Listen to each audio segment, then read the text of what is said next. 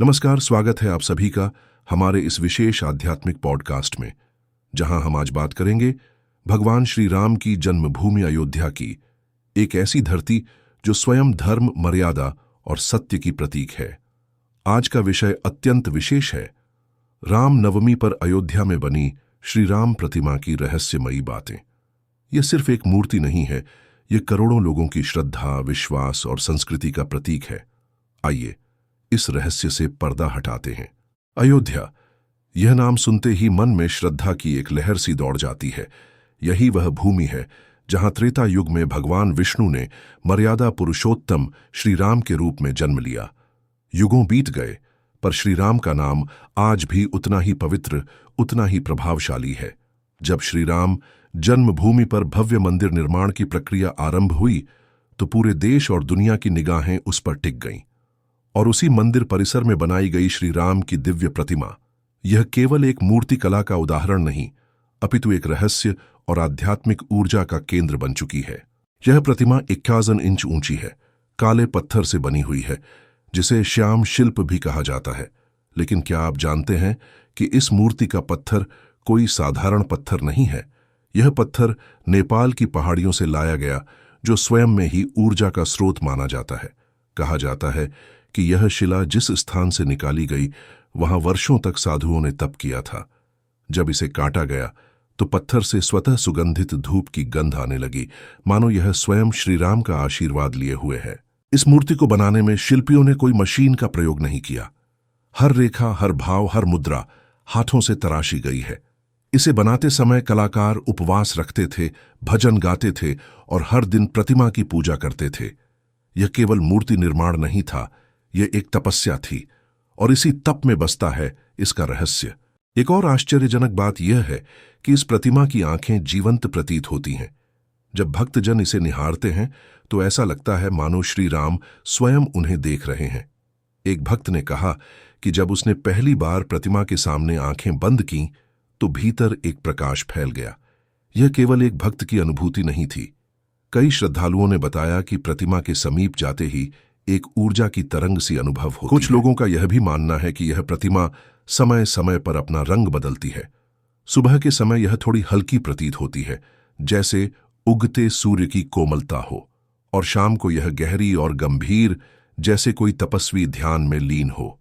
वैज्ञानिक इसे प्रकाश की चाल कहते हैं, पर भक्त इसे श्रीराम की लीला मानते हैं। इस मूर्ति के चरणों के नीचे एक विशेष चक्र अंकित है, जिसे धर्म चक्र कहा जाता है। यह चक्र वैदिक ज्योतिष के अनुसार रचा गया है, और कहा जाता है कि जो भी इसे ध्यानपूर्वक देखता है, उसे अपने जीवन की दिशा मिल जाती है। अयोध्या में कई श्रद्धालुओं ने इसकी अनुभूति की है कि इस चक्र की छाया में बैठकर ध्यान करने से आत्मा को शांति मिलती है।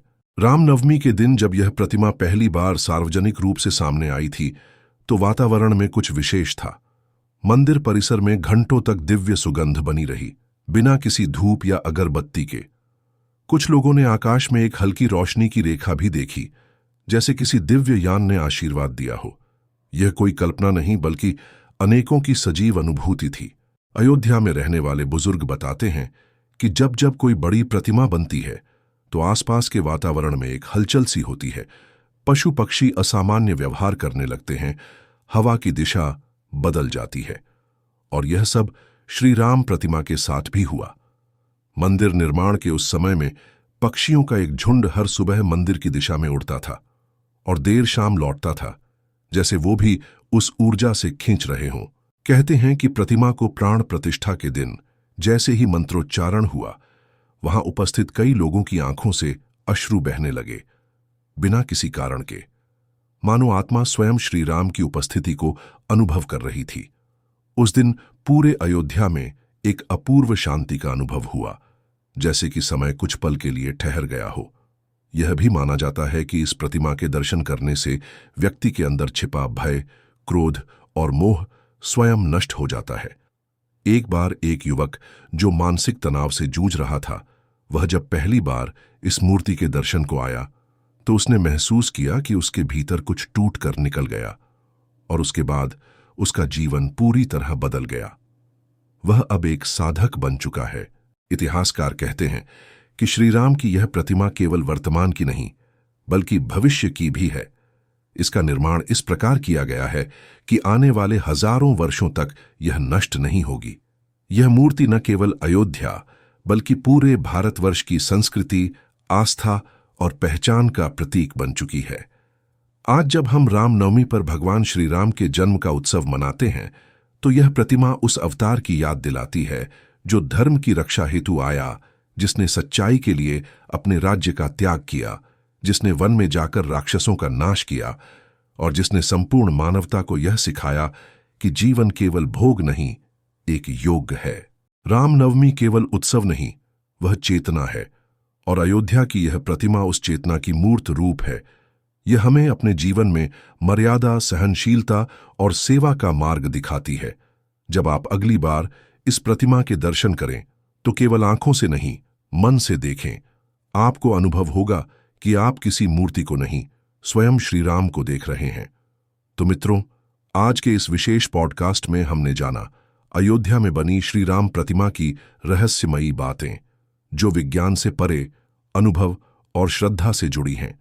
यह मूर्ति एक संदेश है कि जब मनुष्य अपने भीतर के राम को जागृत कर लेता है तो उसका जीवन स्वयं राम राज्य बन जाता है। आपका आज के इस पॉडकास्ट में शामिल होने के लिए हृदय से धन्यवाद। अगर आपको यह प्रसंग पसंद आया हो तो इसे जरूर साझा करें ताकि अधिक से अधिक लोग इस दिव्यता और रहस्य को जान सकें। अगली बार फिर मिलेंगे एक और गूढ़ और भावनात्मक विषय के साथ। जय श्री राम।